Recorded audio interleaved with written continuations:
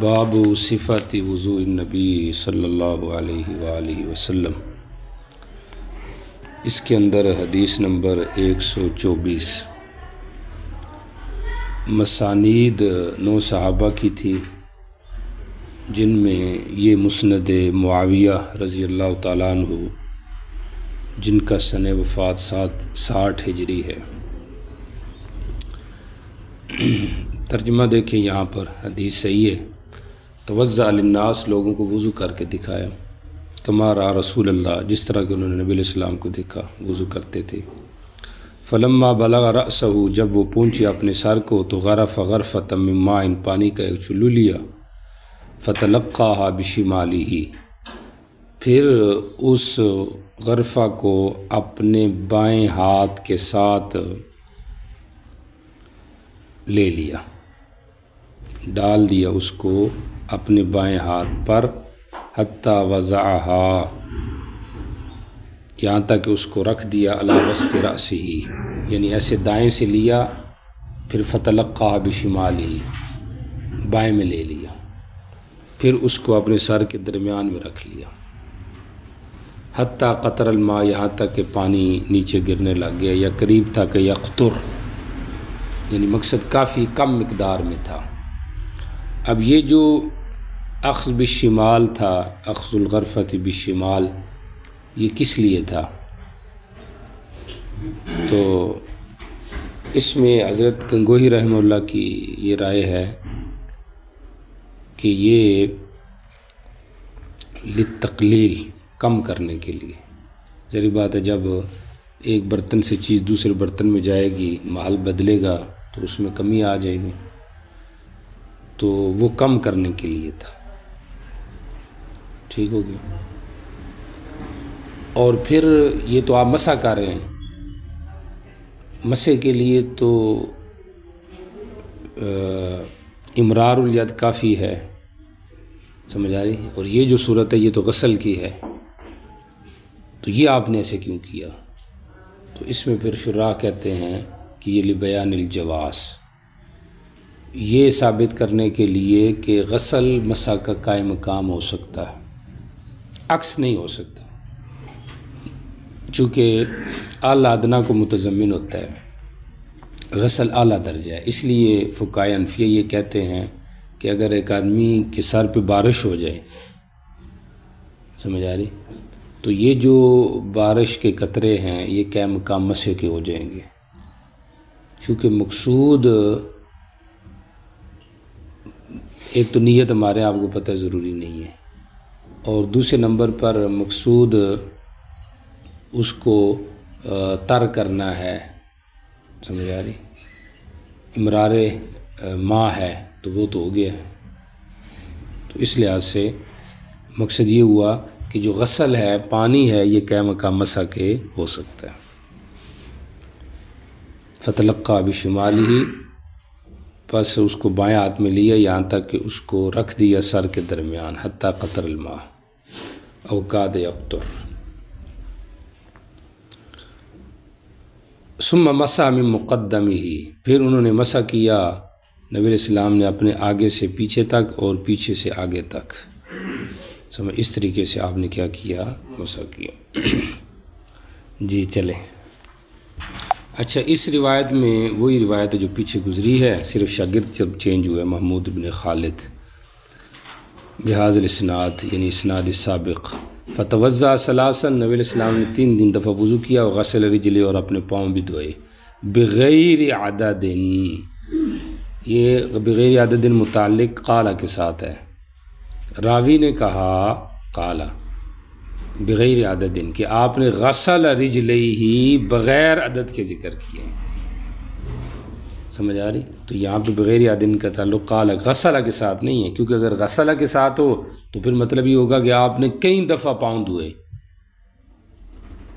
سمجھ آ رہی؟ حالانکہ پاؤں کے اندر بھی تعداد منقول ہے، اور اگر غسل کے ساتھ لگائیں تو پھر مالکیہ کا استدلال ہو جائے گا۔ مالکیہ کیا کہتے ہیں کہ انقاء وہ مطلب مستحب ہے، اس میں عدد نہیں ہے پاؤں کے اندر، سمجھ آ رہی؟ دلک اور انقاء ہونا چاہیے، چاہے جتنی مرتبہ سے بھی ہو جائے۔ جی چلیں۔ یہ جو مسند ہے یہ ربیہ بنت معوذ کی ہے۔ معوذ جو ہے معاذ، یہ دونوں بھائی ہیں اور یہ افراء نامی عورت کے بیٹے ہیں، اور یہ قاتلین ابو جہل میں ان کا نام آتا ہے۔ اور یہ جو افراء ہے یہ خوش قسمت عورت ہے کہ اس کے 7 بیٹے جنگ بدر میں بیک وقت شریک ہوئے تھے۔ پہلی شادی ان کی حارث نامی مرد سے تھی، پھر بکیر نامی مرد سے ان کی شادی ہوئی، اور 7 بیٹے جنگ بدر میں تھے۔ قالت کان رسول اللہ، یہاں پہ دیکھ لیں معوذ کے بعد ابن افراء آیا ہوا ہے، الف آیا ہوا ہے۔ یاد ہے آپ کو اس کے بارے میں بتا دیا تھا کہ حمزہ کہاں پہ گرتا ہے اور کہاں پہ نہیں گرتا، اور کتابتاً گرتا ہے یا لفظاً گرتا ہے، وہ بھی آپ کو بتا دیے۔ قالت کان رسول اللہ، نبی علیہ الصلوۃ والسلام یاتینا، ہمارے پاس آئے، فحدثتنا، اور عبداللہ کہتے ہیں کہ انہوں نے ہمیں یہ بھی بتایا ربیہ نے کہ انہو قال نبی علیہ السلام نے کہا اسکبی لی وضوءً، میرے لیے وضو کا پانی ڈالو۔ تو اس سے استخدام من الغیر فی الوضو کا جواز ثابت ہوتا ہے۔ فذکرت، انہوں نے نبی علیہ السلام کے وضو کا ذکر کیا۔ قالت، پھر اس کے اندر انہوں نے یہ بھی کہا فغسل کفیہ ثلاثاً، دونوں ہاتھ دھوئے، وضع یجہ ثلاثاً، چہرہ کلی استنشاق 1 دفعہ۔ یہاں پہ دیکھیں مزمزہ اور استنشاق کا ذکر غسل وجہ کے بعد ہے، حالانکہ انہیں پہلے چاہیے تھا۔ یا تو یہ کہا جائے کہ وہ مطلق جمع کے لیے جیسے جمہور کہتے ہیں، ذکر میں بات کیا ہے، فی الواقع یہ پہلے ہے، یا پھر یہ اس طرح کیا کہ یہ بیان جواز کے لیے نبی علیہ السلام نے ایسے کیا، کیونکہ ترتیب کا جو مسئلہ ہے وضو کے اندر یہ اختلاف آپ پڑھ چکے ہیں۔ کس کے یہاں فرض ہے؟ شوافی کے یہاں، اور حنابلہ کے ہاں ترتیب واجب ہے۔ اور ان کا جو استدلال ہے وہ ایک تو کتاب الحج کی ایک روایت ہے ابدا کما بدا اللہ، گو کہ اس کا تعلق حج سے ہے، لیکن وہ کہتے ہیں جیسے حج میں ترتیب ہے صفا مروہ کی، تو اس طرح یہاں پہ بھی ترتیب لازمی ہے، سمجھ آ رہی۔ اور پھر وہ نبی علیہ السلام کے عمل سے بھی ترتیب کا وجوب ثابت کرتے ہیں کہ آپ نے ہمیشہ مرتب وضو کیا ہے، تو اس لیے ان کے یہاں فعل سے وجوب ثابت ہوتا ہے، لہذا وہ کہتے ہیں کہ یہ واجب ہو گیا۔ اور یہ ان کے استدلال ہیں، اور ہمارا جو استدلال ہے اس نے یہ جو ربیہ کی روایت ہے یہ بھی ہمارا استدلال ہے، سمجھ آ رہی۔ اور ویسے بھی قرآن پاک میں جو ترتیب ہے وہ قیام الی الصلاۃ اور ارکان وضو کے درمیان ہے، ان کی آپس میں ترتیب نہیں ہے۔ فاغسلوا وجوہکم وایدیکم الی المرافق، سمجھ آ رہی، وامسحوا واو کے ساتھ، اور یہ مطلق جمع کے لیے۔ شوافی اور حنابلہ کی دلیل میں یہ بھی دلیل ہے، وہ کہتے ہیں کہ تفریق بین الجنسین یہ کسی خاص نقطے کے لیے ہوتا ہے، سمجھے، وہوا ہا ہنا لیس الا للوجوب، اور وہ یہاں پر وجوب ثابت کرنے کے لیے۔ دیکھو نا، غسل شروع میں بھی آخر میں بھی پاؤں کا غسل ہے، درمیان میں مسح آ گیا ہے، ہونا تو یہ چاہیے کہ اگر ترتیب واجب نہیں مسح اینڈ میں ذکر کر دیتے، ترتیب سے چیزیں چلتی رہتی، تو درمیان میں مسح کا مطلب ترتیب ایسے ہی ہونی چاہیے، واجب ہے۔ ہم کہتے ہیں کہ اس کا نقطہ وہ نہیں جو آپ کہہ رہے ہیں، اس کا نقطہ وہ ہو سکتا ہے جو علامہ زمخشری نے ذکر کیا، اور وہ یہ ہے کہ عموماً جو پاؤں ہوتے ہیں اس کے اندر پانی کا کثرت استعمال ہو جاتا ہے، تو اس لیے اس سے پہلے مسح ذکر کیا، سمجھ آ رہی، کہ مسح میں بالکل پانی کا استعمال ہی نہیں ہے۔ اب بالکل قلت سے جب کثرت کی طرف جائیں گے تو توازن برقرار رہے گا، سمجھ آ رہی۔ تو اس توازن کو برقرار رکھنے کے لیے مثلا اشارہ اس طرف ہے کہ وضو پاؤں میں بھی پانی کم استعمال کرنا ہے، تو اس لیے اس کو جوڑا گیا اس کے ساتھ، سمجھ آ رہی۔ تو اس کا یہ نقطہ ہو سکتا ہے، تو بہرحال اس سے ترتیب نہیں ثابت ہوتی. ومزمز واستنشق مرتن. سمجھ آئی؟ آگے بات آ رہی ہے کہ وضو ثلاثن ہے یا مرتن ہے. بہرحال امام ترمذی نے ایسے بھی کیا ہے کہ باب الوضوء مرتن و مرتین و ثلاثن. سمجھ آ رہی کہ کسی اعضاء کو ایک دفعہ، کسی کو 2 دفعہ، کسی کو 3 دفعہ دھونا. تو یہاں پہ بھی دیکھ لیں مزمزہ استنشاق کا 1 دفعہ ذکر ہے. ووضع یدیہ ثلاثن مرس براسی مرتین. سر کے مسے کو 2 دفعہ آپ نے کیا. اب یہ ظاہری بات ہے عام روایات سے ہٹ کر ہے. سمجھ آ رہی؟ تو اس لیے یہاں پہ یہ روایت بالمعنی ہے. سمجھ آ رہی؟ اور ایک نقطے کی وجہ سے مرتین کے لیے اصل مرتن نہیں ہے، لیکن تکرار عمل جو آ رہا ہے مسے میں تکرار ہے نا، ایک دفعہ پیچھے چلا گیا پھر آگے آ رہا ہے. یہ تکرار گویا کہ صحابی کہہ رہا ہے یہ مسح 2 دفعہ ہو گیا، اور واقعتاً ہے بھی 2 ہی دفعہ ہے. 1 دفعہ کہنا بے معنی ہے کہ انفصال نہیں ہوا عمل میں. سمجھ آ رہی؟ دونوں مسوں میں انفصال نہیں ہوا، بے معنی ایک دفعہ ہے. سمجھ آ رہی؟ اور مرتین باعتبار حکم کیا ہے کہ حکم میں سمجھے گویا کہ 2 دفعہ ہے.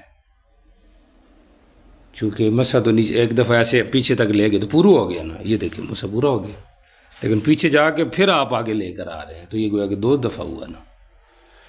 سمجھ آ رہی؟ تو اس لحاظ سے مرتین کہنا بھی اس کا ٹھیک ہے. اب مرتین کیوں کہا؟ وہی جو آپ کو وجہ بتا دی. اب تو مؤخر راسی یہاں پہ آ رہا ہے کہ آپ اپنے مؤخر راس سے آپ ابتدا کرتے، پھر آپ نے اپنے مقدم سے ابتدا کی. تو یہ بھی ایک اس سے خلاف واقعہ بات ظاہر نظر آ رہی ہے کہ آپ اپنے سر کی پچھلی سائڈ سے ابتدا کر رہے ہیں پھر اگلی سائڈ کے ساتھ. حالانکہ ایسے نہیں ہے، بلکہ پہلے تو آپ آگے سے پیچھے جاتے تھے پھر پیچھے سے آگے جاتے تھے. تو یہ جو ترتیب الٹ دی ہے تو سمجھے یہ بھی بیان جواز کے لیے خود آپ صلی اللہ علیہ وسلم سے. سمجھ آ رہی کہ اس طرح کرنا بھی کیا ہے؟ جائز ہے.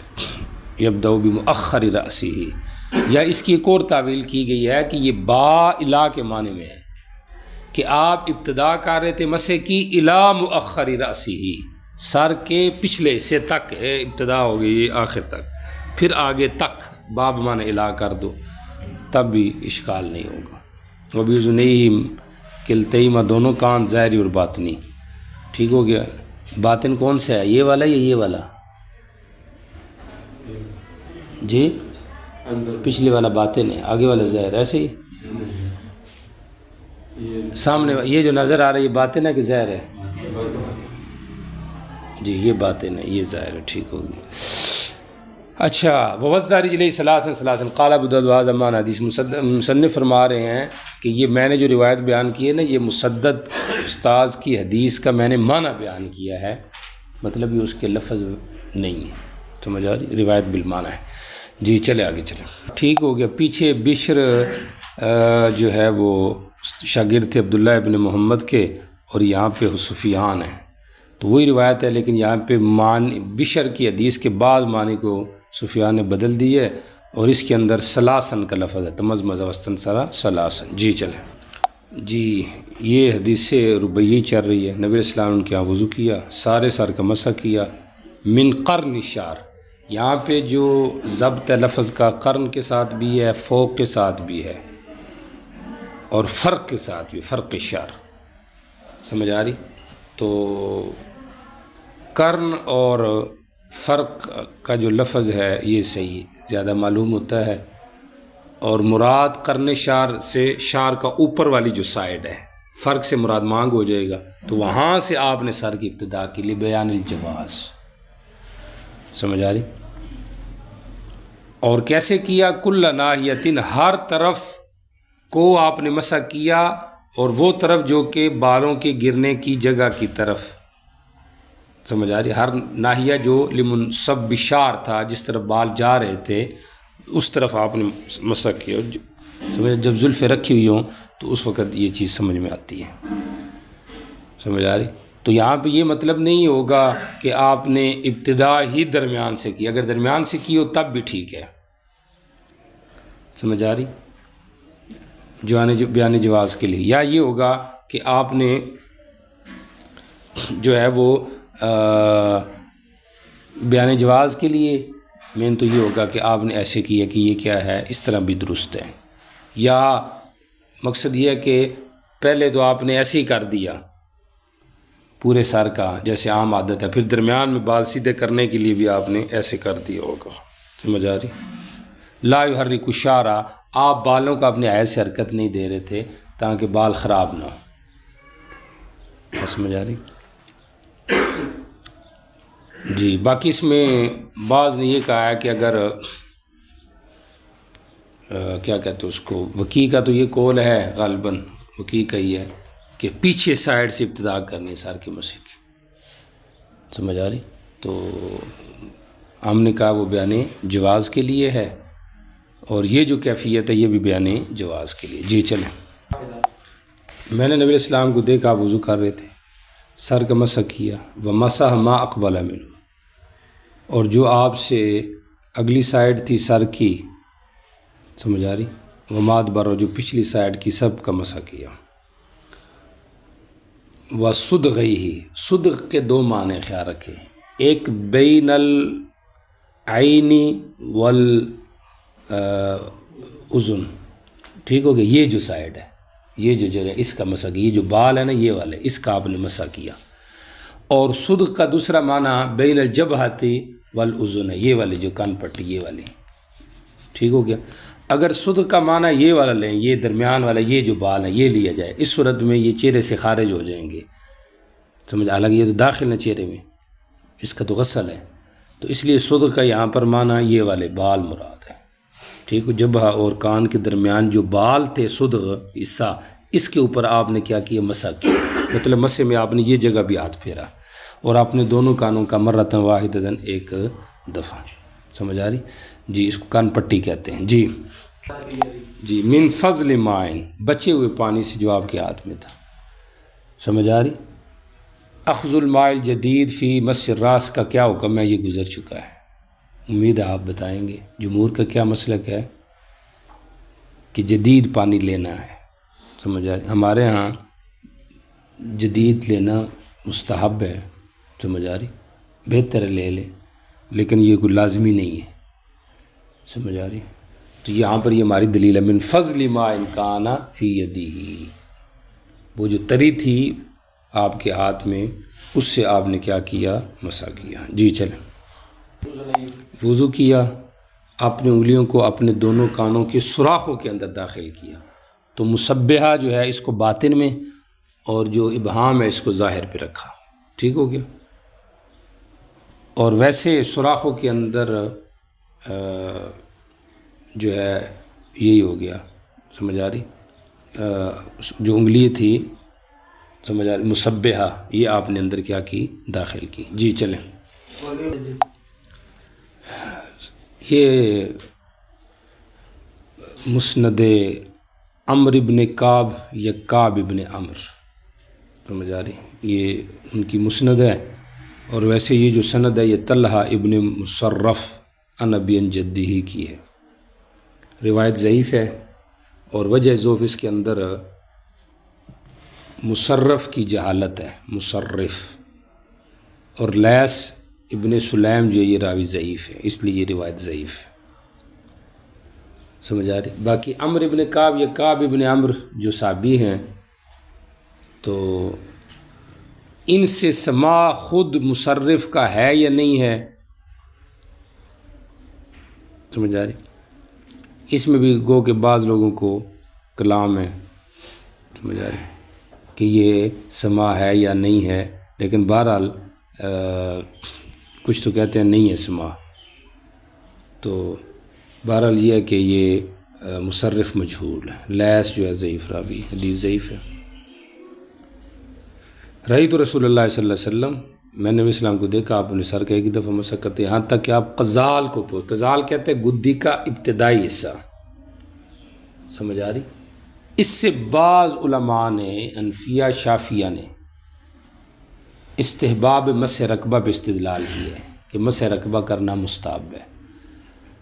امام نووی نے اس کی تردید کی ہے کہ لم یثبت فی شیء من نبی، اس میں نبی علیہ السلام کے بارے میں کوئی چیز ثابت نہیں، لیکن خود شوافی نے اس کی تردید کی ہے کہ ایسی بات نہیں ہے، سمجھ آ رہی، کیونکہ شوافی بھی اس کے استحباب کے اور خود حنفیہ بھی قائل ہیں کہ مستحب ہے بندہ گردن کا بھی مسح کرے، گو کہ مس رقبۃ امان من الغل یوم القیامہ والی روایت ضعیف ہے، لیکن بہرحال یہ ثابت ہے، سمجھ۔ عزیز مولانا عبدالحی لکھنوی نے بھی اس کے اوپر رسالہ لکھا تحفۃ الطلبہ فی مسح الرقبہ، بات سمجھ آ رہی۔ باقی ضعیف حدیث سے استحباب ثابت ہو جاتا ہے، سمجھ آ رہی، یہ نہیں کہ ہر چیز کے لیے سیدی سے اب اتنی کدھر سے تلاش کر کے لے کے آئیں، سمجھ آ رہی، حسن حدیث بھی تو صحیح ہوتی ہے نا۔ تو اس لحاظ سے، اور باقی یہ بھی یاد رکھیں کہ ضعف بعض اوقات یہ بھی ہوتا ہے کہ نیچے کے راوی میں ضعف ہوتا ہے، ایک حدیث جو پہنچی ہوتی ہے امام صاحب کو، ان کی تلامذہ کو، اس وقت تک ضعف نہیں ہوتا، بعد میں جا کے وہ ضعف ہو جاتا ہے، بعد والے طبقات میں۔ بہرحال اس سے استحباب مسح رقبہ جو ہے وہ ثابت کیا ہے علماء نے، حتیٰ بلغ القزال وہ اول القفا۔ وقال مسدد نے یہ الفاظ نقل کیے، ومسح راسہ، آپ نے سر کا مسح کیا آگے سے پیچھے تک، یہاں تک کہ آپ نے اپنے ہاتھوں کو اپنے کانوں کے نیچے سے نکالا، سمجھ آ رہی کہ نہیں آ رہی؟ تو نیچے سے نکالنے کا مقصد یہی ہوگا، سمجھ آ رہی، من تحت اذنیہ، سمجھ آ رہی، کہ مطلب یہ ہے کہ سر کے بعد پھر کان کو ساتھ کر دیا تو پھر کان کے نیچے سے نکال لیا ہوگا اس طرح، سمجھے، مطلب کان کو بھی ساتھ کیا۔ جی چلیں۔ قال مسدد کہتے ہیں فحدثت بیحییٰ، میں نے یہ روایت بیان کی یحییٰ ابن قطان کو، فانکر، انہوں نے اس کو منکر قرار دے دیا، آپ کو بتایا روایت ضعیف ہے۔ امام ابو داؤد کہتے ہیں میں نے احمد سے سنا، وہ کہتے تھے کہ ابن عیینہ اس حدیث کا انکار کرتے ہیں، سمجھ آ رہی، ابن عیینہ بھی محدث ہیں، اصحاب الجرح والتعدیل میں سے ہیں، یہ اس عبارت میں بغیر تاکید لفظی ہے، آگے پیچھے ہوا ہے، عبارت اصل ایسی ہونی چاہیے۔ احمد کہتے تھے زعموا، لوگ یہ سمجھتے ہیں، سمجھ آ رہی، لوگ یہ سمجھتے ہیں، لوگوں کا یہ گمان ہے کہ ابن عیینہ وہ اس کا کیا کرتے ہیں، انکار کرتے ہیں، یعنی مقصد ابن احمد کہنے کا یہ ہے کہ لوگوں کے ہاں یہ ہے، مشہور ہے کہ ابن عیینہ جو ہے وہ اس حدیث کو منکر قرار دیتے تھے، اور وہ اس انداز میں جرح کرتے تھے، اے شہزا یہ کیا ہے، یعنی حاضہ سے مراد طلع نبی عن جدہ، یعنی یہ کیا سند ہے، مقصد اس میں وہی جو آپ کو بتائی ہے بات کہ مصرف مجہول ہے، اور پھر خود ان کا سما اپنے باب سے اس کے اندر بھی کلام ہے۔ باقی منکر حدیث کون سی ہوتی ہے یہ آپ کو پتہ ہے، پچھلے سال آپ پڑھتے رہیں، 2 کتابیں پڑھ رہے ہیں آپ، کیا ہوتی ہے تعریف ذرا کر دیں، ہمیں بھی تھوڑا ثواب مل جائے گا۔ جی، ضعیف سی کا مخالفت کرے، یا دوسری منکر کی تعریف متقدمین کے ہاں، جی تفرد راوی، جس کے اندر کوئی راوی متفرد ہو جائے تو اس کو بھی منکر کہا گیا ہے۔ ٹھیک ہے، جزاک اللہ۔ جی چلے آگے جی، حدیث مسند ابن عباس ہے، نبی علیہ السلام کو دیکھا وضو کر رہے تھے، فذکر الحدیث کلہ ثلاثا۔ اچھا، پھر آگے راوی نے یعنی حسن نے ساری حدیث ذکر کی، یا ابن عباس نے ذکر کیا ساری حدیث کو 3 دفعہ اعضاء کے دھونے کا۔ قال، اور ابن عباس نے یہ بھی کہا ومسح براسی وأذنیہ مسحۃ واحدۃ، کہ یہاں پر آ کر ایک مسح کیا۔ جی چلیں۔ جی، یہ جو روایت ہے 136-34 مدار حماد ابن زید ہے، ٹھیک ہو گیا، شار ابن حوشب، روایت جو ہے یہ موقوف ہے یا مرفوع، اس کے اندر شروع والا حصہ تو موقوف مرفوع ہی ہے، کان رسول اللہ صلی اللہ علیہ وسلم یمسح المعقین، اگلا جو حصہ الاذنان من الراس، سمجھ آ رہی، اس کے اندر اختلاف ہے کہ یہ مرفوع ہے موقوف۔ ابن حجر نے تو بڑے جزم سے کہا ہے کہ یہ موقوف یعنی ادراج ہے، اذنان من الراس، سمجھ آ رہی، حدیث سے مرفوع کا حصہ نہیں ہے،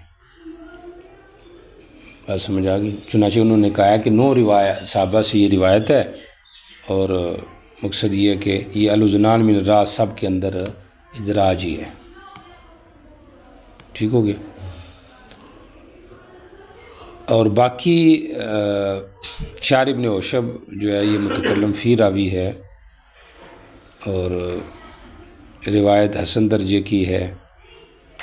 ذرا دیکھے ترجمہ اینڈ میں قال قتیبہ تو بھی دیکھ لیں ان سنان ابی ربیہ سمجھ آئے. قال سلیمان ابن حرب سے دیکھتے ہیں. سلیمان ابن حرب کہتے ہیں یقولها ابو امامہ آخری جو لفظ ہے نا الاذنان من الراس یہ ابو امامہ کا قول ہے. ٹھیک ہو گیا. مصنف کے جو شیخ ہے نا سلیمان وہ یہ کہتے تھے. قال قتیبہ استاذ بلکہ نہیں خود دوسرے استاذ قتیبہ وہ کہتے تھے قال حماد جو شیخ تھے میرے وہ کہا کرتے تھے لا ادری مجھے نہیں پتہ کہ یہ نبی الاسلام کی بات ہے یا خود ابو امامہ کی یعنی قصۃ الاذنین کہ اذنین سر کا حصہ ہے کہ نہیں. تو گویا کہ روات کو اس میں پریشانی ہے کہ یہ مرفوع ہے یا موقوف ہے. سمجھ آ گئی. قال وقال الاذنان من الراس دیکھیں قال وقال اس نے کہا یعنی شعر ابن عشب نے کہا وقال اور ابو امامہ نے کہا الاذنان من الراس حدیث موقوف. قال ابو امامہ نے کہا وقال اور نبی علیہ السلام نے کہا الاذنان من الراس حدیث مرفوع ہو جائے گی. کل سمجھ آ گئی. اچھا. قال قتیبہ تو قتیبہ کہتے تھے ان سنان ابی ربیہ تھا. توجہ ہے آپ کی. پیچھے تھا ان سنان ابن ربیہ اور قتیبہ نے جب نقل کیا تو اس نے کہا ان سنان ابی ربیہ. ربیہ تو باپ ہے سنان کا اس کا بیٹا تو نہیں ہے کہ باپ بن گیا یہ سنان اس کا. سمجھ آ رہی. تو تعارض کیسے دفع گل آپ کو سمجھ آئی. سنان ابن ربیہ باپ ہے سنان کا بیٹا نہیں. کیا کہتے اس کو سنان ربیہ جو ہے وہ سنان کا باپ ہے سنان کا بیٹا نہیں کہ یہ ابو ربیہ خود بن جائے سنان. ایسے ہی ہے نا بیٹا ہوگا تو کنیت بنے گی نا ابو ربیہ. تو تطبیق یہ دی گئی ہے کہ ربیہ باپ بھی ہے اس کا تو سنان ابن ربیہ ہو گیا. بیٹے کا نام بھی ربیہ تھا تو کنیت ابی ربیہ بن گئی. یہاں پہ ابی ربیہ تھا یہ سنان ان سے بدل ہے. اچھا جی. اب ذرا آ جائے حدیث کے ترجمے کی طرف. قال کان رسول اللہ صلی اللہ علیہ وسلم یمسح الماقین ماقین ماق کہتے ہیں گوشہ چشم کو. سمجھ آ رہی. جو مقدم سائیڈ ہے ناک کے ساتھ ملی ہوئی یا پچھلی سائیڈ ہے تو آپ جس طرح دوسری حدیث میں آپ اس کا خیال رکھتے تھے یعنی ادھر بھی آپ انگلی وغیرہ اس طرح مارتے تھے تاکہ یہاں پہ کچھ میل وغیرہ ہو تو اس کو دور کر لیے جائے. اسی سے علماء نے کہا ہے کہ جسم میں جہاں پہ بھی میل وغیرہ کا احتمال ہے یا بدن میں غسل کے اندر تو اس کو صاف کرنا چاہیے. اچھا. یمسل اور ایک لفظ ہے موق کا. سمجھ آ رہی. یہ آئے گا مسح علی الخفین کے اندر. موق سے مراد موزے ہوتے ہیں. سمجھ آ رہی. اچھا. یمسح الماقین. قال الاذنان من الراس اذنان سر سے ہیں. یہ اس کے اوپر بحث ہو چکی ہے کہ کان کے لیے الگ پانی لینا ہے کہ نہیں لینا. جمہور کہتے ہیں کہ الگ لینا ہے. حنفیہ کہتے ہیں الگ نہیں. سمجھ آ رہی. الگ نہیں لینا. اب شافعیہ نے تو یہ کہا کہ کان ہے ہی مستقل عضو اس لیے جیسے باقی اعضاء کے لیے مستقل پانی ہے تو یہاں پہ بھی مستقل ہوگا. مالکی اور نابلہ نے کہا ہے تو مستقل نہیں لیکن حدیث میں آیا ہے پانی الگ لینا ہے لہٰذا الگ لینا ہے. حنفیہ کہتے ہیں کہ الاذنان من الراس یہ حدیث سے استدلال کرتے ہیں کہ کان ہے ہی سر سے تو جو سر کے لیے پانی کافی ہے تو پھر وہی کانوں کے لیے چل جائے گا. بات سمجھ آ گئی. تو یہ چیز ہو گیا. اور باقی یہ حدیث مرفوع ہے ہمارے عموماً اس کو رفع کو ترجیح بے ایمانہ بھی دیتے ہیں کہ ابن ماجہ میں تصریح ہے کہ قال رسول اللہ کہ یہ نبی علیہ السلام نے فرمایا الاذنان من الراس تو اس لحاظ سے یہ مرفوع ہے جملہ مرفوع ہے. بات سمجھ آ رہی. اور ظاہری بات ہے نبی علیہ السلام بیان حکم کے لیے آئے ہیں خلقت کے لیے نہیں آئے. تو کم اس کا وہ ہے جو اس کا ہے. بات سمجھ آ رہی؟ تو وہ اخذ ما کے حوالے سے یہ جو آپ کے سامنے ذکر کر دی ہے. جی چلے آگے چلیں. جی باب الوضوء ثلاثاً ثلاثاً. آپ کو وضو کی سنتیں بھی بتائی تھی. سمجھ آ رہی؟ ہر عضو کو 3 دفعہ دھونا یہ وضو کے اندر کیا ہے؟ سنت. تو یہاں پہ مصنف اسی کا استحباب ذکر فرما رہے ہیں، مطلب سنیت کو ذکر کر رہے ہیں کہ یہ 3 دفعہ دھونا کیا ہے؟ سنت ہے. اگلا باب ہے باب فی الوضوء مرتين، 2 دفعہ بھی چل جائے گا، یہ اوسط درجہ ہے، اور وضوء مرتن وزن یہ ادنا درجہ ہے. تو مقدار جواز کا ادنا درجہ، یا یوں کہہ لیں کہ مقدار سنیت کا ادنا درجہ، اوسط درجہ اور اکمل درجہ. سمجھ آ رہی؟ یہ 3 درجے ہیں. باقی زاد علی ھذا و نقص فقد اساء و ظلم حدیث کے اندر آ گیا. سمجھ آ رہی؟ یہ ان 3 کے علاوہ ہے، اس کا تعلق صرف 3 کے ساتھ نہیں ہے. سمجھ آ رہی؟ اس پورے جملے کا تعلق صرف 3 کے ساتھ نہیں ہے، وہ بھی میں آپ کو بتاتا ہوں. بہرحال اس بات ترجمہ جو ہے وہ بالمعنی ہے، چونکہ آگے ایسے ہی آ رہا ہے.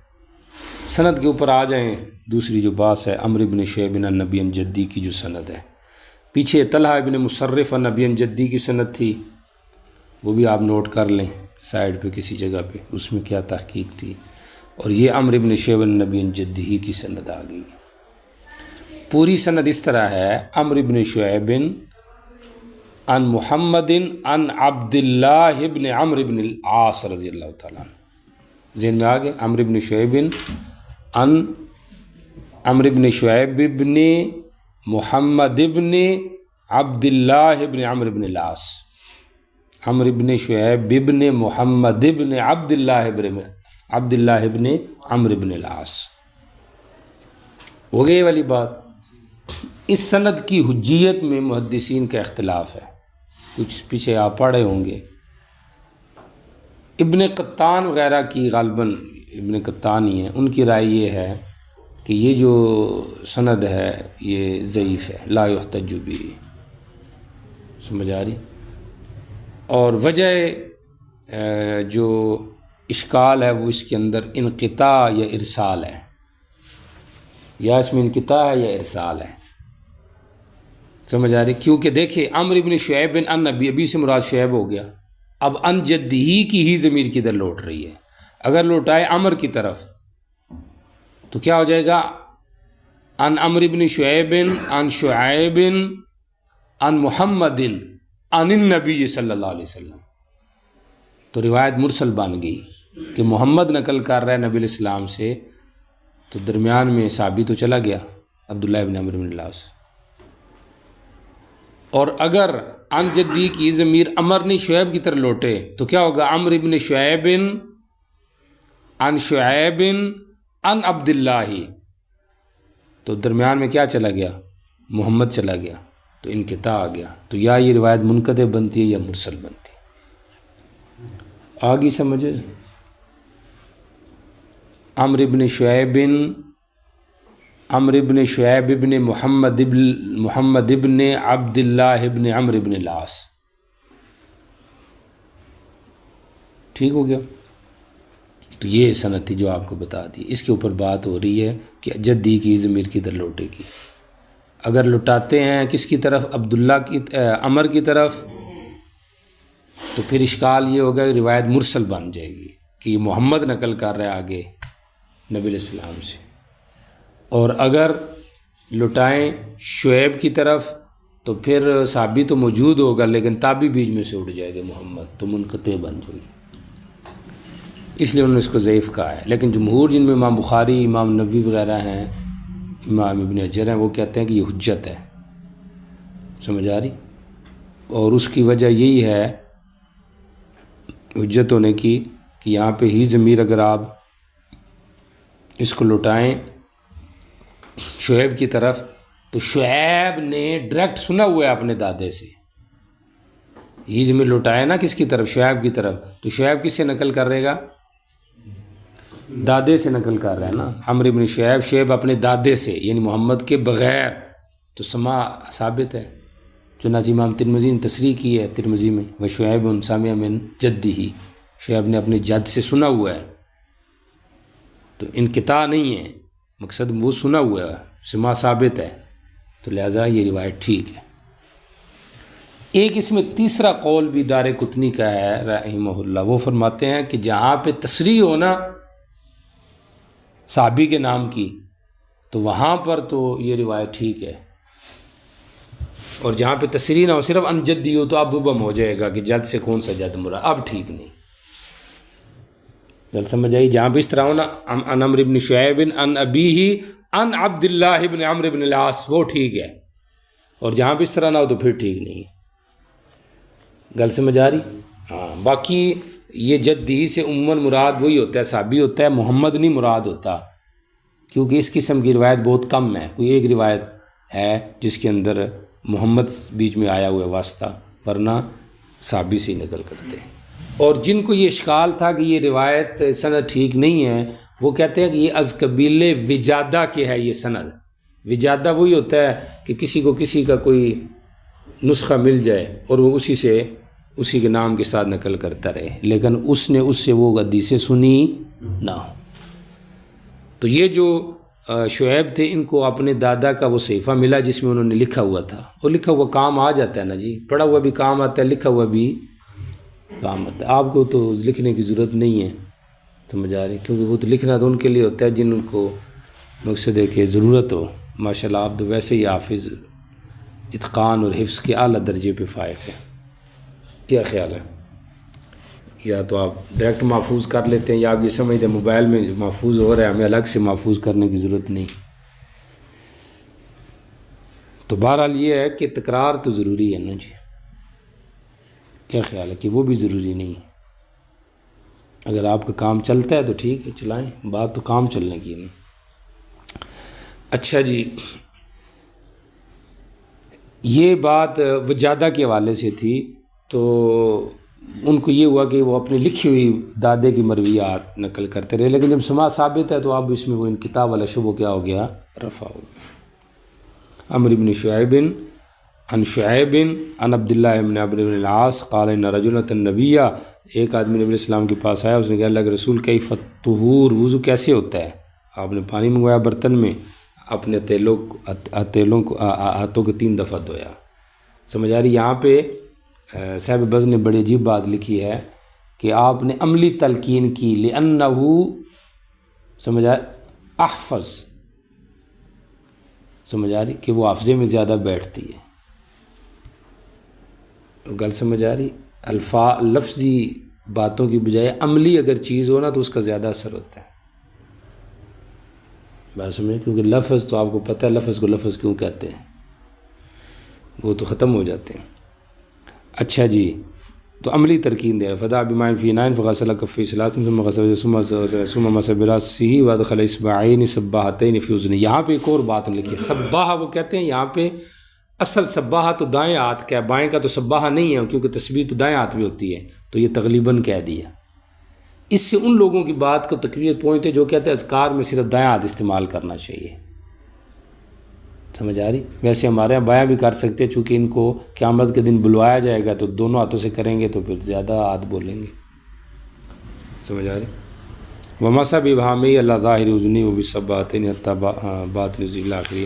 آپ نے کہا من زاد علی ھذا، جس نے زیادتی یا کمی کی فقد اساء وظلم، توجہ کریں، اس پر زیادتی کی یعنی 3 سے زیادہ، او ناقصہ کا مطلب سرے سے ہی کم کر دی، یعنی کچھ بھی نہیں کیا، ورنہ یہ نہیں کہ 2 یا 1 دفعہ وہ ظلم ہے، وہ تو ظلم نہیں، وہ تو حدیث سے ثابت آگے آ رہا ہے، یا آگے اساء ظلم مجموعے کا مجموعے سے تعلق ہے، تو اس میں ضروری نہیں کہ ہر ایک سے تعلق ہو، تو مقصد کیا ہو گیا کہ جس نے 3 سے زیادہ کیا تو وہ برا کیا، باقی کم کرنے کی صورت میں نہیں ہے۔ 2 جواب ہو گئے، سمجھ آ رہی؟ تیسرا جواب یہ ہے کہ ابن ماجہ مسند کے اندر او ناقصہ کا لفظ ہے ہی نہیں ہے، تو یہ شاذ لفظ ہے، فمن زاد اصل لفظ فمن زاد علی ھذا،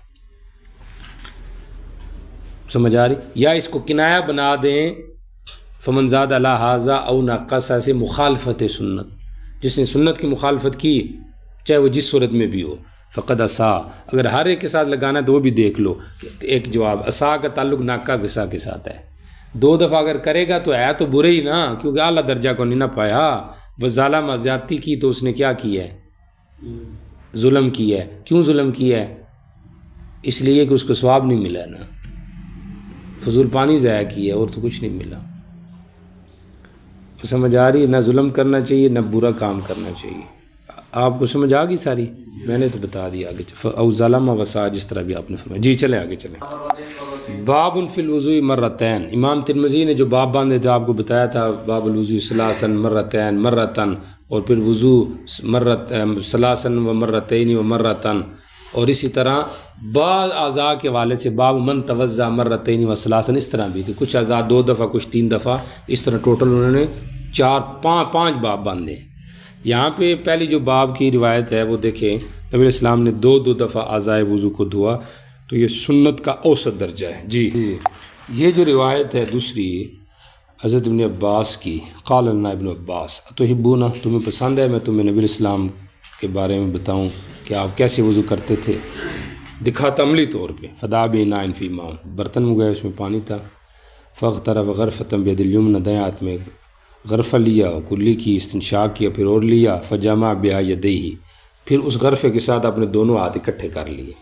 پھر چہرہ دھویا، پھر اور لیا، دایاں ہاتھ پھر بایاں ہاتھ، پھر اس کے بعد ایک قبضہ لیا. ثم نفض یدہ، پھر اپنے ہاتھ کو جھاڑ دیا، مطلب مائع جدید گویا کہ لیا. ثم مسح برأسہ اذنیہ، ثم قبض قبضۃ اخری من الماء، ایک اور قبضہ لیا، چھڑک دیا اپنے پاؤں دائیں پاؤں پر پانی، اس کے اندر جوتے بھی تھے. پھر مسح بیدیہ، اپنے دونوں ہاتھ سے اس کا کیا کیا، مسح کیا. سمجھ آ رہی؟ ایک ہاتھ قدم کے اوپر تھا، ایک جوتے کے نیچے تھا، پھر دوسرے پائیں کے ساتھ بھی آپ نے ایسے کیا. توجہ کریں، یہاں پہ 3 رائے ہیں. بظاہر ایک اس میں اشکال ہے حدیث میں. پہلے اس حدیث کا یہ ذہن میں رکھیں، اس میں 2 دفعہ وضو کا ذکر نہیں ہے، اس لیے اس کو اگلے باب میں ہونا چاہیے تھا، باب الوضوء مرتن مرتن. بس یہ آسان بات ہے، ٹھیک ہو گیا. یہ عنوان تھوڑا پیچھے جانا چاہیے. اچھا، یہاں پر یہ اشکال ہے کہ آپ نے مسحھا بیدیہ، مسح کیا پاؤں کا، حالانکہ مسح تو ہے ہی نہیں ہے. بات سمجھ آ گئی؟ اچھا،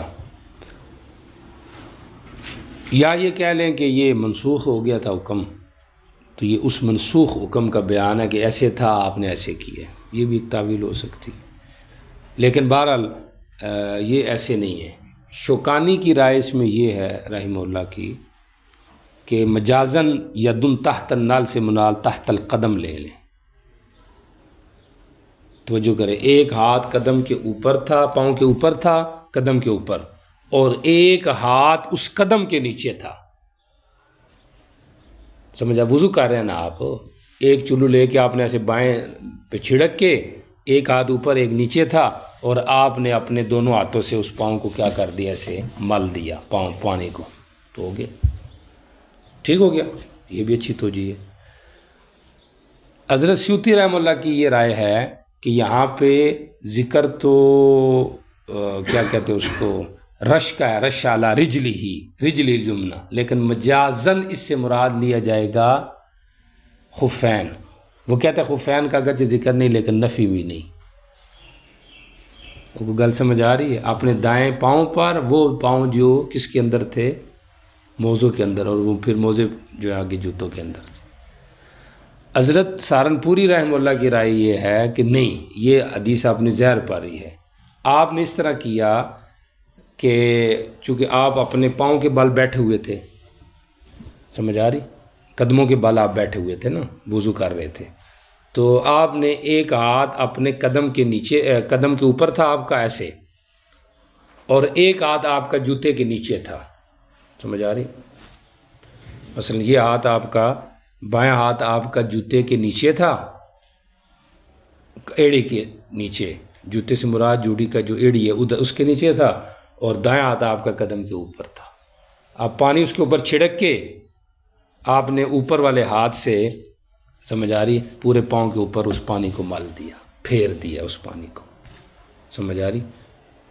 نیچے والا ہاتھ آپ نے قدم کے نیچے کیوں رکھا؟ وہ استمساک کے لیے تھا، تاکہ ہاتھ بھی مضبوط رہے اور خود بھی آپ گرے نہیں، یعنی ایک وہ سہارے کے لیے تھا. اور وہ کہتے ہیں ایسے ہو جاتا ہے. سمجھ آ رہی؟ بعید نہیں ہے، ایسے ہو جاتا. آپ کر کے دیکھیں گے تب بھی مشکل نہیں ہے. سمجھ آ رہی کہ نہیں؟ اس طرح کر کے تو آپ نے مقصد یہ ہے کہ ایک ہی ہاتھ سے آپ نے اپنے پاؤں کو کیا کیا؟ دھویا. ثم مسحھا بیدیہ، پھر آپ نے اس قبضے کو اپنے دونوں ہاتھوں کے ساتھ کیا کر دیا؟ مسحھا، اس پاؤں پر پھیر دیا. سمجھ آ رہی ہے؟ مسحھا، اس پاؤں کا آپ نے، دائیں پاؤں کا آپ نے مسح کیا، مطلب اس کے اوپر ہاتھ پھیرا. بیدیہ، اپنے دونوں ہاتھوں کے ساتھ. دونوں ہاتھوں کا مطلب یہ نہیں ہے کہ دونوں ہی ہاتھ آپ مسح کے اندر لگاتے رہے، نہیں. دونوں ہاتھوں کے ذریعے کا مطلب اس میں استعمال دونوں ہاتھ ہوئے، لیکن کیفیت کیا تھی کہ ایک کے ذریعے سے نیچے قدم کے نیچے تھا، نال کے نیچے، اور ایک اوپر کے ساتھ تھا جس کے اوپر آپ پھیرتے رہے ہاتھ کے اوپر. ہو گئی والی بات؟ ثم صنع بالیسری مثل ذلک. جی چلے آگے چلیں. جی وضو مرتن مرتن، یہ ادنا درجہ ہے، آپ نے ایک دفعہ وضو کیا. جی چلیں. باقی میں نے آپ کو بتا دیا کہ اس کے اندر یہ صورت بھی ہے، جیسے امام ترمذی نے کہا کچھ آزاد 2، کچھ 3، کچھ 1 دفعہ، یا کچھ 2 کچھ 3، اس طرح بھی کر لو تب بھی ٹھیک ہے. باب فی الفرق بین المضمضۃ والاستنشاق. مضمضہ و استنشاق کی کیفیت میں کیا اختلاف تھا پیچھے گزر چکا ہے. ٹوٹل شفافے کے یہاں کتنی صورتیں تھیں؟ 5. وصل کی 2 اور فصل کی 3. اولا ان کے ہاں وصل بثلاث غرفات تھا. ٹھیک ہو گیا. اور ہمارے ہاں فصل اولا ہے. سمجھ آ رہی؟ کیونکہ فصل کی صورت میں ایک مائع ظاہری بات ہے مستعمل سے بندہ بچ سکتا ہے، اور اہمیت اس کی کیا ہے؟ زیادہ ہے. سمجھ آ رہی؟ یہ اس اعتبار سے گو کہ ابن حجر نے یہ بات لکھی ہے، بلکہ غالباً ابن حجر نے لکھی ہے اور عون المعبود میں بھی ہے، کہ سند کے لحاظ سے جو تقویت ہے وہ وصل کے احادیث کو ہے کہ وصل ہونا چاہیے، واللہ اعلم. سمجھ آ رہی؟ اب یہ جو فرق کی روایت ہے انفیہ کی دلیل ہے. سمجھ آ رہی؟ لیکن روایت ضعیف ہے. کو گل سمجھ آ رہی ہے؟ مسئلہ بیان کر رہے لیکن ضعیف روایت پیش کر رہے، تو کوئی ٹینشن نہیں لینی تو سمجھ آ رہی؟ کیونکہ ضعیف روایت ہے نا، موضوع متروک تو نہیں ہے نا. سمجھ آ رہی؟ ضعیف تو اسی صحیح ہے. سمجھ آ رہی؟ ضعیف روایت سے مسائل کا اخذ ہوتا رہتا ہے. یہ آپ کو اس لیے میں بتا رہا ہوں، اس دن میں نے آپ کو بتایا کہ یہ ہمارے ذہن میں ڈالا گیا ہے کہ قرآن تے صحیح حدیث. سمجھ آ رہی؟ تو یہ صحیح کا لفظ آپ نے بیچ میں سے نکالنا ہے. حدیثیں جتنی بھی ہوتی ہیں اگرچہ ضعیف کیوں نہ ہو وہ بھی احادیث ہی ہیں. سمجھ آ رہی؟ یہ ہمارا نہیں ہے منشور، ہمارا جو ہے قرآن اور احادیث. سمجھ آ رہی؟ احادیث یعنی مستندہ، احادیث حسنہ. بات سمجھ آ رہی؟ جی چلیں دیکھیں ذرا یہ روایت. جی لیس بھی ضعیف ہے راوی، اور طلحہ ابن مصرف عن عمرو ابن کعب. تو اس میں مصرف جو ہے وہ مجہول الحال ہے. بات سمجھ آ رہی؟ باقی مجہول الذات اور مجہول الحال کے حوالے سے آپ کے سامنے بات ہو چکی ہے کہ اس کی کیا تحقیق ہے. یاد ہے مجہول الذات کسے کہتے ہیں؟ جی جس سے ایک ہی راوی روایت کرے. سمجھ آ رہی؟ اور مجہول الحال وہ ہوتا ہے جس سے ایک سے زیادہ بندے روایت کریں. پھر مجہول الحال کی 2 قسمیں ہیں، ایک مجہول الحال ذاتاً و صفتاً، اور دوسرا مجہول الحال صفتاً لا ذاتاً.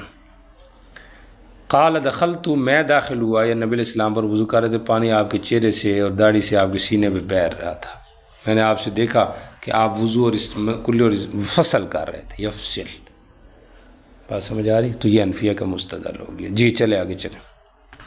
استنصار اور مضمضہ کا جو حکم تھا کیفیت کے علاوہ، اس کا جو حکم تھا یہ پہلے ہو چکا ہے. حنفیہ کے یہاں وضو میں سنت، غسل میں واجب. شوافی اور حنابلہ کے یہاں دونوں میں سنت، اور امام احمد کے یہاں دونوں میں واجب ہے. سمجھا؟ اسحاق بن راہویہ کی رائے یہ تھی کہ استنشاق واجب ہے دونوں میں، استنشاق، اور مضمضہ جو ہے یہ سنت ہے. ہم استنصار کے وجوب کے کیوں قائل ہیں؟ اس کے غسل میں، ان میں نہیں قائل ہیں، اور جو استنصار کو زیادہ اہمیت دیتے ہیں اس کی وجہ بالغ فی الاستنشاق الا ان تکون صائما آتا ہے، سمجھ آ رہی؟ اور باقی ہم اس کو سنت وضو میں اس لیے قرار دیتے ہیں کہ چہرہ کہتے ہیں ما یقع بالمواجہہ، اور اس میں منہ اور یہ داخل نہیں ہیں، خارج ہوتے ہیں، لہذا اس لیے یہ سنت میں آ جائے گا، سمجھ آ رہی؟ اور ویسے بھی قرآن پاک میں تو اس کا ذکر نہیں، احادیث میں ذکر ہے، تو حدیث سے ہمارے ہاں